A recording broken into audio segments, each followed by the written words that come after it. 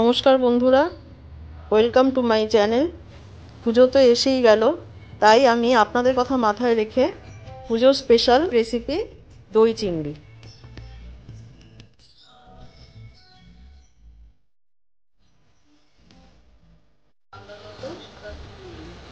নুন আর হলুদ মাখিয়ে নিলাম।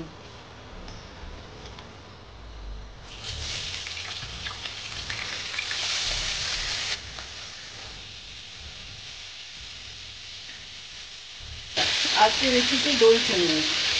এটা করার জন্য আমি গলদা চিংড়ি নিয়েছি। এটা একটু ভাজা হয়ে গেছে, এবার আর একটা তুলে দিয়েছি। এটা বেশি ভাজবো না, এবার তুলে দেবো।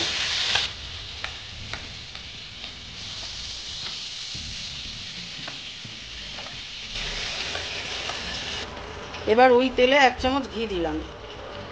এতে আস্ত গরম মশলা ফোড়ন দিলাম,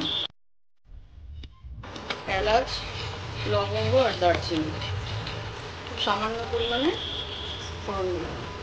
এরপর এতে দিলাম পেঁয়াজ বাটা,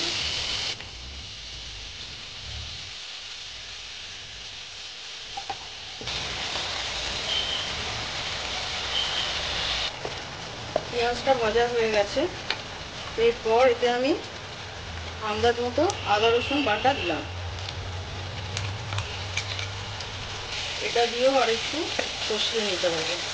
যতক্ষণ না আদা রসুনের কাঁচা গন্ধটা যায় ততক্ষণ একটু ভেজে নিতে হবে।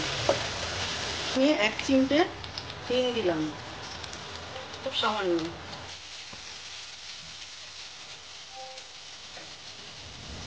ফেটিয়ে রাখা টক দইটা দিয়ে দিলাম। এখন আস্তে একটু কমিয়ে দিলাম। লঙ্কা গুঁড়ো দিলাম আন্দাজ মতো, সামান্য হলুদ দিলাম, আন্দাজ মতো নুন দিলাম, সামান্য গুঁড়ো চিনি দিচ্ছি। চিনিটা রাস্ট করা আছে আমার, আপনারা নর্মাল চিনিও দিতে পারেন। চিংড়ি মাছ তো অনেক রকম ভাবেই খেয়েছেন, এইভাবে একবার করে দেখবেন, ভালো লাগবে আশা করি। এরপর এতে আমি দইয়ের বাটিটা দিয়ে কিছুটা জল, গরম জল দিয়ে দিলাম।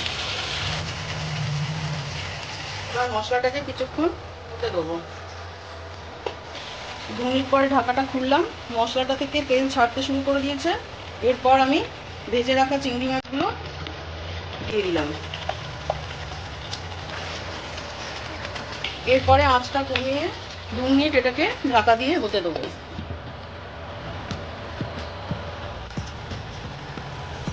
মাঝখানে আমি একবার ঢাকা খুলে মাছগুলো উল্টে দিয়েছিলাম, আপনারাও এরকম ভাবে দেখতে পারেন।